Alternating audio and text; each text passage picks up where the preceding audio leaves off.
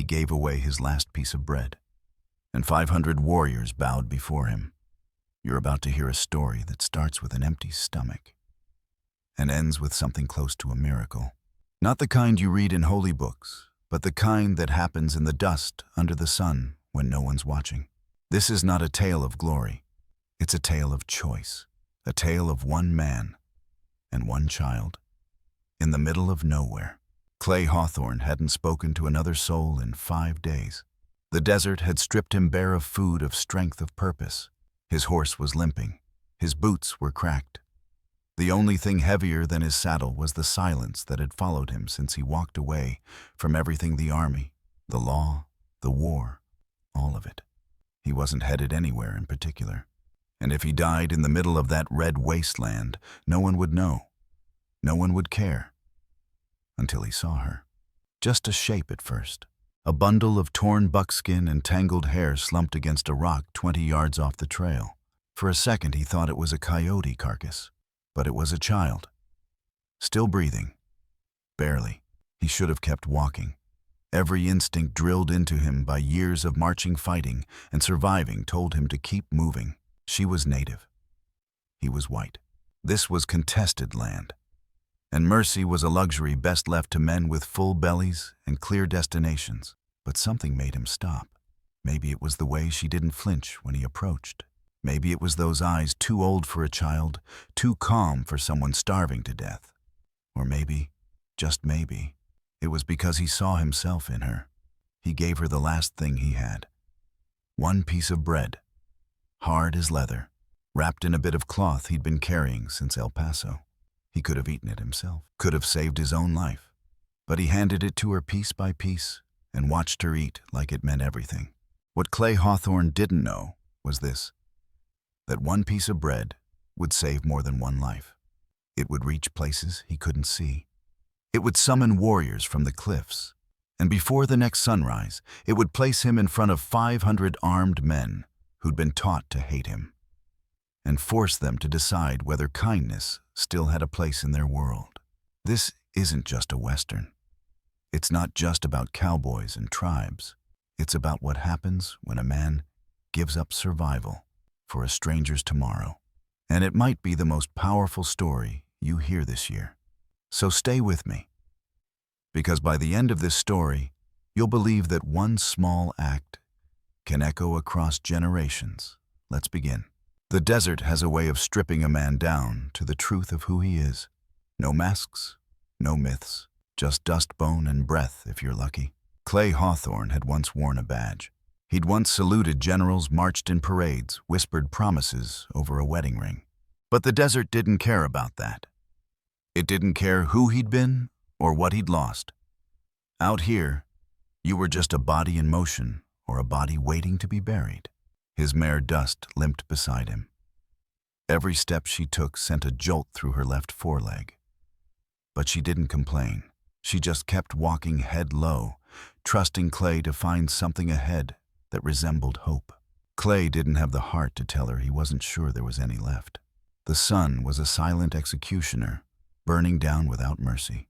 His canteen had run dry yesterday. The bread in his saddlebag was a joke now, stale, tough, but still food. Still life. He could feel his body eating itself from the inside out. Hunger had turned to fatigue, and fatigue to that quiet, dangerous numbness that always arrived before collapse. The kind of numbness that whispered, "Just lie down for a minute." But he couldn't, because Dust was still walking, and as long as she walked, he had to. There was a strange kind of intimacy in that, a bond forged in survival. The mare didn't judge him for his silence. She didn't ask what he was running from. She simply moved when he moved, paused when he paused. In a world that had taken almost everything, she was the last living thing that still chose to stay.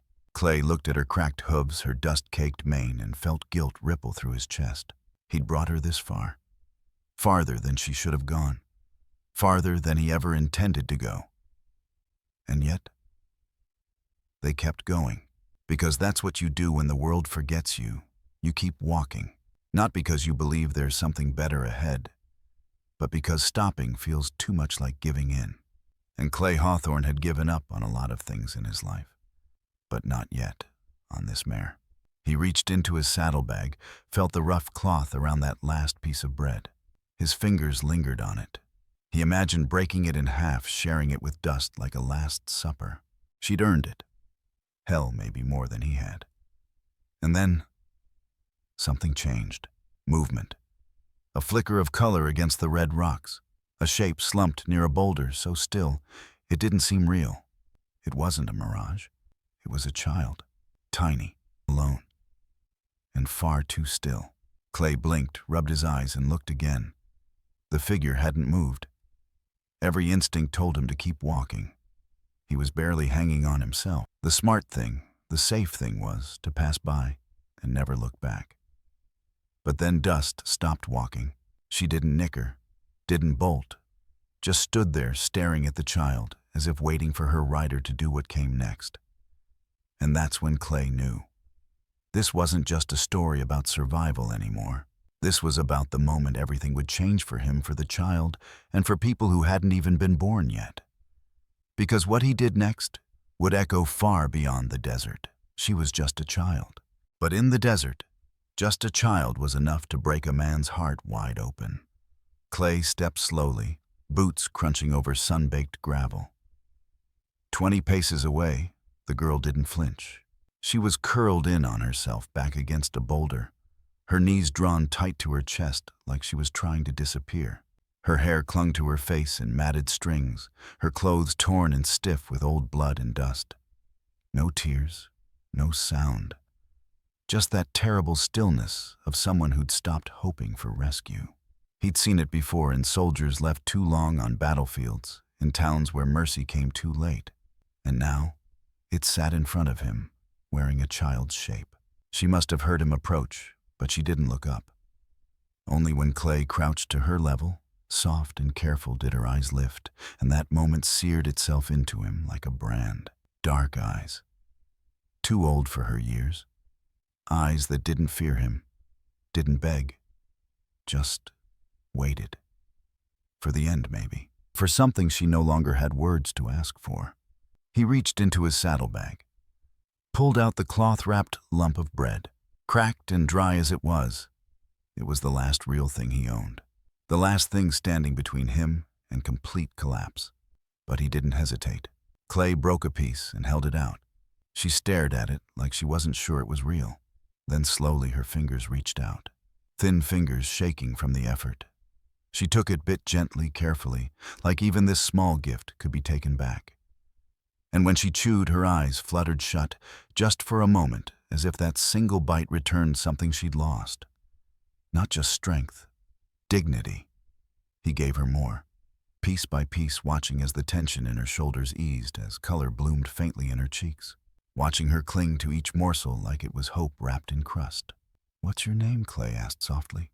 She swallowed hard. Ayanna. It was barely more than breath, but it carried weight, the first thing she'd offered him in return. "That's a beautiful name," he said. "I'm Clay." Ayanna nodded. She cradled the final piece of bread like it was treasure, then wrapped it back in the cloth and held it to her chest. She was already saving it, already thinking about later. That hit Clay harder than he expected, because to save food meant you expected to be alive when the sun rose again. "Where's your family?" he asked, even though he already feared the answer. Her eyes dimmed, distant. Gone. One word. So much behind it. It could mean dead, taken, lost, or worse. But either way, she was alone now. And alone out here meant soon to be dust. Clay stood knees stiff, heart heavier than it had been moments before. He glanced at Dust, then back at the girl. He couldn't leave her. Logic told him to. Survival demanded it. But something deeper, older, refused. He reached out a hand. "Come on," he said. She looked at it, then took it. And in that moment, a man with nothing left gave away the last piece of his life and found something far greater in return. The desert had gone quiet again, save for the faint rustle of wind through brittle sage and the soft, uncertain clop of Dust's hooves. Clay led the mare slowly, Ayanna now riding in the saddle, her small frame swaying gently with each step. She didn't speak, but he felt her eyes scanning the cliffs around them, alert in that way children get when they've learned too early that danger isn't always loud. Then she said something that made his blood still. "You should not have stopped." Clay blinked, looked up at her. "Why's that?" "My people. They watch," she said. "Always watch. White men who help, it confuses them." It wasn't a warning, not exactly. More like a truth spoken simply as only children can. He looked toward the cliffs. They seemed empty, painted in shadow and sun. But something in her voice made the silence feel too thick, like it was listening back. "Your people are watching us now." Ayanna nodded. "They see everything in these mountains." Clay's hand instinctively touched the grip of his revolver, not to draw it, but to remind himself it was there. A habit from darker days. A reflex you don't unlearn after war. And what do they usually do when they see white men? Ayanna was quiet for a long moment. "Depends." "On what?" She looked down at him, eyes too calm. "Most white men take." "You gave." It wasn't praise. It wasn't even gratitude. It was observation. And it changed the air between them. Clay wasn't just a stranger. Now he was an anomaly. A question mark carved into a world used to certainty. They walked on. Dust limped, but she held steady. Clay's throat was sand, his body tired. But a deeper unease had begun to grow, a prickling awareness that his act of kindness had been witnessed, and perhaps judged. Then Ayanna spoke again. "They're following us." Clay didn't ask how she knew. He didn't need to. "How many I cannot tell," she said. "But many horses." The desert offered no cover. No place to hide, no time to run. He stopped, helped her off the horse, checked his weapon. 6 bullets. Against how many, he didn't want to guess. "What happens now?" he asked. Ayanna looked toward the hills. "Now, we find out if giving away your last bread was the smartest thing you ever did." She paused, her voice soft as dust. "Or the last." And then they came. First just a shadow cresting the ridge, then another, then 20. Riders. Silent, painted proud. Their horses stepping with the slow, measured grace of men who don't need noise to make a point. Clay stood still, hands open, heart pounding. The lead rider dismounted. Older, weathered, eyes like firelight on cold stone. He studied Clay, not like an enemy, but like a riddle. Then Ayanna stepped forward and began to speak in her own tongue. The words were gentle but strong, a river of sound Clay couldn't understand, but could feel. She pointed at the bread, at herself, at him. The old man listened. And when she finished, he said in broken English, "You are the one who gave away your last food." Clay nodded once. "Yes." "Why?" The question was simple, but the answer wasn't. Clay could have lied, said he wanted trust, or leverage, but in that moment, truth felt like the only path worth standing on. Because she was dying. And I couldn't walk away from that. The old man's expression didn't change. But something in the air shifted like a bowstring easing. "I am Takakota," he said. "She is my granddaughter." Clay's breath caught. What he'd thought was a random encounter had just become something far bigger. Takakota stood still for a long time after he spoke his name. The wind caught the edge of his long coat, revealing beadwork that shimmered faintly in the desert sun, tokens of memory, of family, of grief. His hand rested on the mane of his horse, but his eyes never left Clay's. "You gave her bread," he said again. "But more than bread. You gave her a chance to breathe again." Clay didn't know what to say to that. "I didn't know who she was," he finally muttered. "I know." Takakota nodded. "That is why it matters." Around them, the riders waited like statues, but the atmosphere had changed, not warm yet, but no longer brittle with suspicion. And Ayanna was smiling. Just a little. Just enough to feel like a sunrise after storm clouds. Takakota dismounted with the slow care of an old man who had earned every ache in his joints. He stepped closer to Clay and Ayanna. When he reached them, he gently placed a hand on the girl's shoulder, then slowly knelt to look her in the face. "You live," he whispered, voice thick. "You live, little fire." Ayanna leaned forward and wrapped her arms around him. And for a moment the war chief disappeared, swallowed whole by the soft, silent sobs of a grandfather reunited with the last piece of his broken lineage. Clay looked away suddenly, feeling like he was trespassing on sacred ground. "She was taken 3 days ago," Takakota said at last, standing. "By a rival clan. We followed the signs. We found blood-torn cloth bones of a horse. We thought—" His voice faltered. "I have buried too many children. I thought I had buried her too in my mind, in my sleep, in my soul." He turned to Clay. "You gave her bread, but you gave me back breath." Clay didn't know how to carry that, didn't know where to put the weight of it. He began, but Takakota raised a hand. "There are no justs in this world," the old man said softly. "Not when you carry a child in your arms instead of a rifle. Not when you choose to stop. Most men do not stop."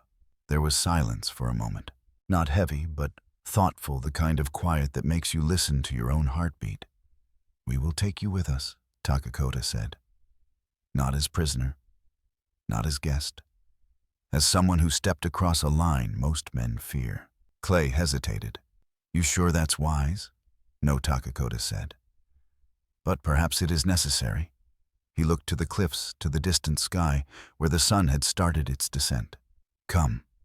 There is a place where our people gather. You must see what your kindness has stirred."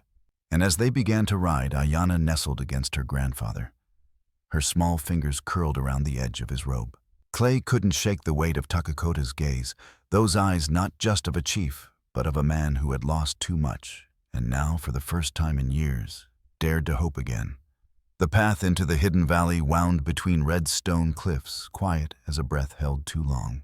It was Ayanna who broke the silence first, pointing down where firelight flickered like stars scattered across the earth. There she whispered, "They've come." Clay leaned forward in his saddle. At first all he saw was the light.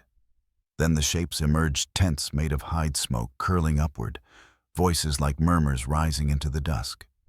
The camp was vast. Not one tribe, not two, but many. Takakota confirmed it with a soft nod. 7 nations. Some haven't spoken to each other in 20 winters, and now they share one fire. Clay swallowed. "Because of me, because of what you did," the old chief corrected, "because the story spread faster than the wind. A white man who gave away his last bread to save a dying child. They needed to see if it was true." The horse beneath Clay shifted as if sensing the gravity of what lay ahead. He wasn't just entering a camp. He was stepping into history, a fragile moment, balanced on the edge of trust and memory of old wounds and new chances. As they descended, the people turned to watch. Warriors, mothers, elders, children, all with faces weathered by sun and time. Some looked at him with suspicion, others with quiet curiosity. No one spoke, but the silence wasn't empty. It was waiting. At the center of the camp stood a wide communal fire, its flames dancing against the twilight. Around it sat the leaders, war chiefs, peacekeepers, healers, each one marked by beads, scars, feathers, and stories. They had come not for battle, but to listen, and perhaps to believe. Takakota dismounted and motioned for Clay to do the same. A woman offered him a blanket. Another handed him a bowl of stew. It was too much, too kind. He almost refused out of guilt, but Takakota gently urged him forward. "Sit," he said. "You've walked into a space that remembers and forgives, sometimes." As the fire crackled, voices began to rise, not in anger, but in story. Ayanna's tale was told in several tongues, each version more colorful than the last. In one, Clay fought off wolves to protect her. In another, he wandered the desert for days, looking for someone to save. Clay chuckled softly. "They're making me into some kind of legend." Takakota's eyes twinkled. "That's how stories work. They grow to fit the need." Then the old man turned serious. "But tonight the story isn't about wolves or bread. It's about whether peace, real peace, is possible after generations of blood." Clay looked around the fire at the faces lit by flame. So many hopes tucked into silence. So much pain carried in quiet dignity.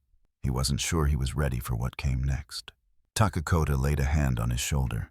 Tomorrow, you will stand before them all, and they will decide not who you are, but what your actions mean. The morning sun had barely crested the canyon wall when Takakota approached Clay by the ashes of the fire. He held something folded in his hands, a garment simple yet carefully made beadwork, glinting like tiny drops of water in the light. "Put this on," the old chief said. Clay took the buckskin shirt, running a hand across the threads. It felt like wearing someone else's story. "What is this?" "It is how we dress our brothers," Takakota replied. "Even if just for a day." A brother. The word lingered in Clay's chest. He changed in silence, boots brushing against dust that carried more memory than he'd ever know. Around him, the valley stirred, awake children giggling over breakfast, women tending fire, warriors checking saddles. Life, as it always had been. Then came the council. 7 chiefs seated in a circle beneath the open sky. Takakota spoke first, his voice measured but firm, recounting Clay's actions with neither embellishment nor apology.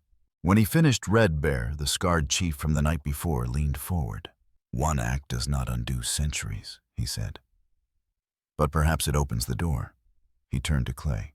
"We will not test your words, cowboy. We will test your eyes." Clay furrowed his brow. "What does that mean?" "You will walk among us. No weapon, no escort, just your own feet and your own choices. You will eat our food, hear our stories, look into the faces we carry into tomorrow. At sunset, you will tell us what you've seen.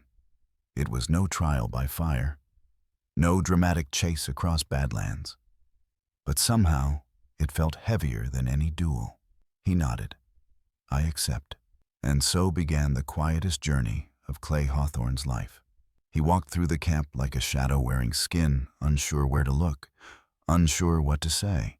But it wasn't long before the people came to him, not with judgment, but with stories. An elder woman with silver hair braided in turquoise told him of her husband lost to soldiers who mistook him for a raider. She didn't cry. She just looked at Clay and asked, "Would you have shot him too?" A boy, barely. Ayana's age pressed a wooden carving into his hand. A horse small but perfect, then ran off without a word. 2 women invited him to help grind corn, their chatter light but observant. "You've got farmer's hands," one teased. Not killer's hands. He shared soup with a family who had lost 2 sons. He watched girls practice dances meant to call rain. He listened to a flute player whose melody pulled grief straight out of the soil. By midday, he stopped counting how many hands he'd shaken, how many truths he'd been trusted with. But just as his heart began to settle, Ayana approached. She didn't smile. "They're watching you," she said simply. "Not just my people. Others, men on horses, far but close enough." Clay's breath caught. And in that instant, he understood the test wasn't just about earning trust. It was about choosing where to stand when that trust was threatened. They came like ghosts of a world that refused to die, 15 riders in government saddles crests, still dusted with pride and iron.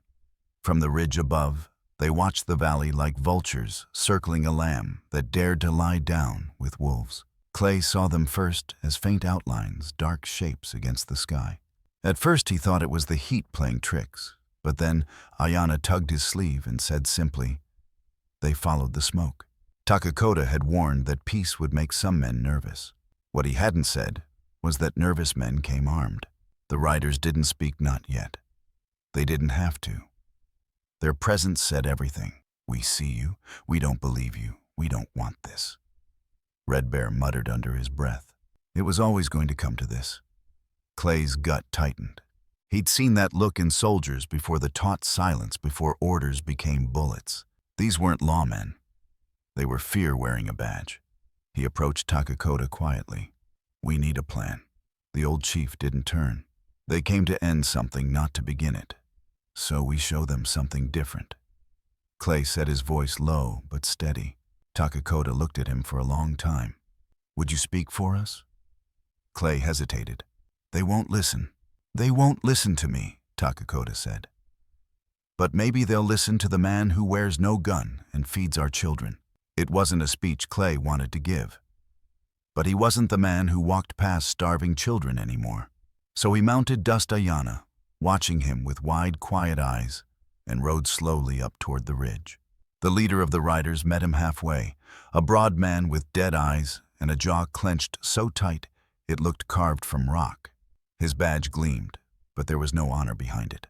"Well," the man sneered, "if it ain't the Indian lover." Clay kept his hands loose and open. "Captain Morrison, I figured it might be you." "You figured right. Last I heard you were drifting out near Abilene. Didn't expect to find you babysitting savages."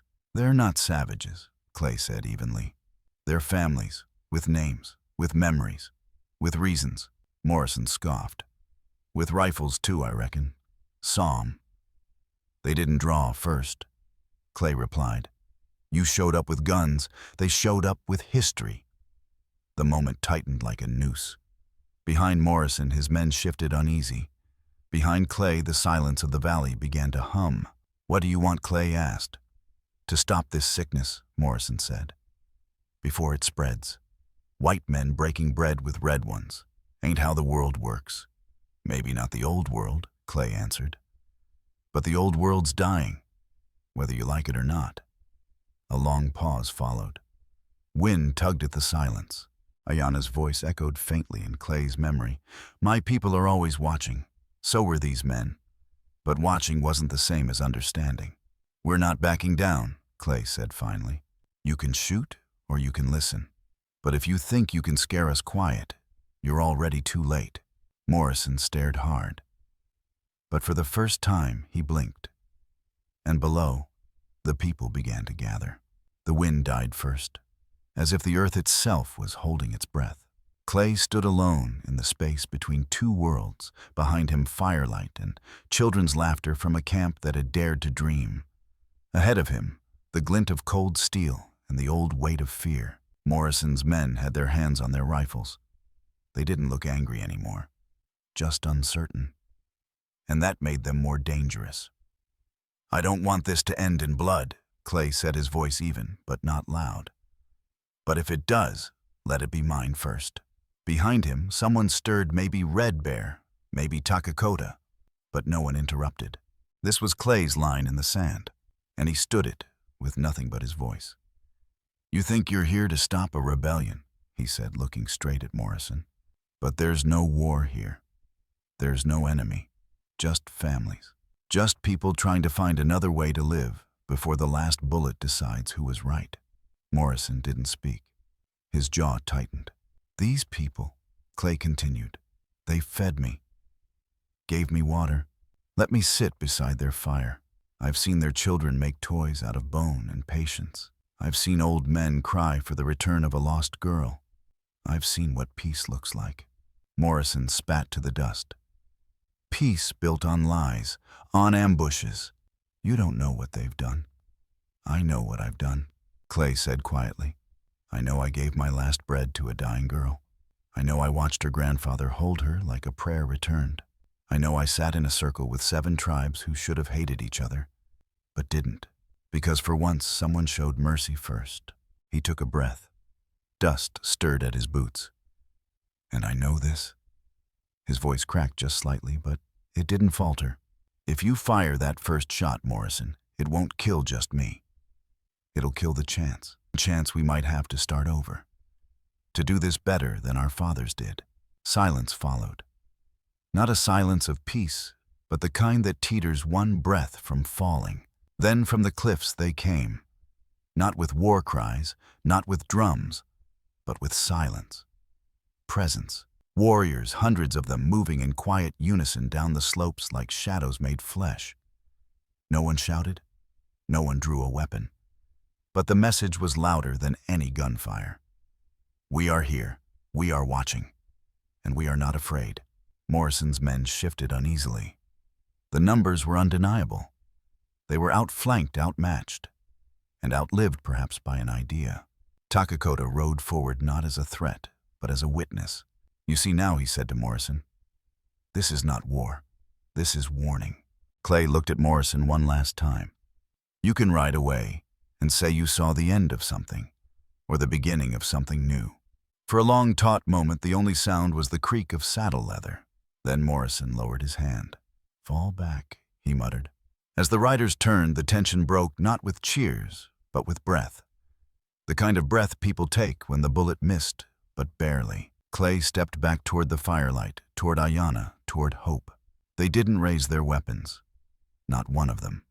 500 warriors stood shoulder to shoulder, encircling the valley like a living wall.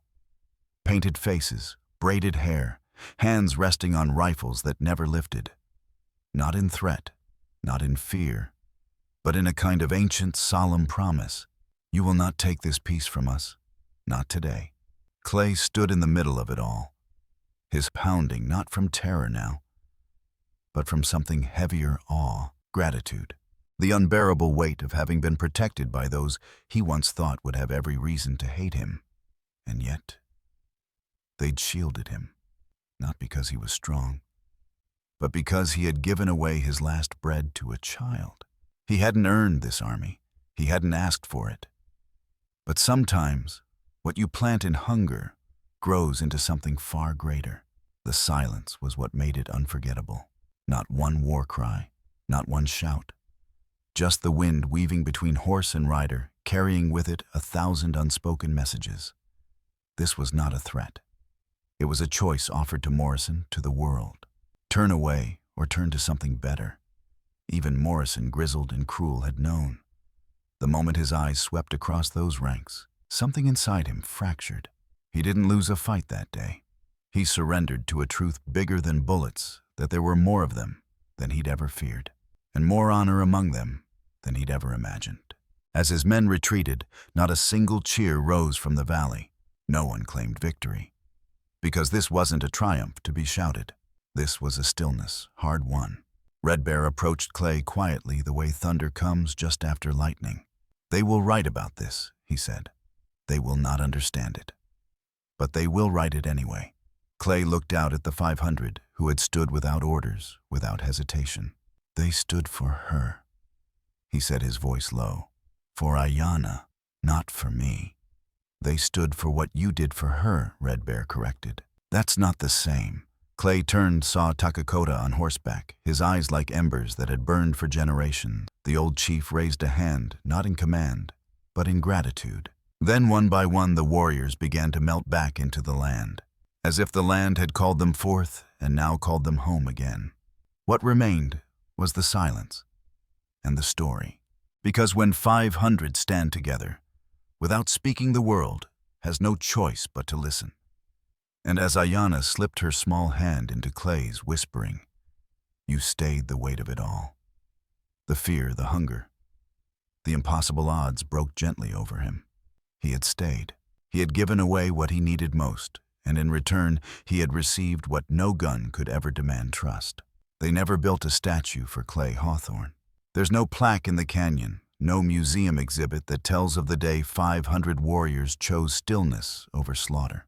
But if you walk through that valley now, green with life and laughter, and listen closely, you might hear something in the wind. A memory, a lesson, a quiet kind of legend. It begins with a starving man and a piece of hard bread. It ends with a peace few thought possible. What Clay gave that day wasn't just food. It was dignity. He didn't see an enemy child. He saw a hungry little girl trembling on the edge of this world. And he gave away the one thing keeping him alive, not for glory, not for gain, but because something in him still remembered what it meant to care. That's the part we forget, isn't it? We get so used to choosing sides, building walls, drawing lines in the dust.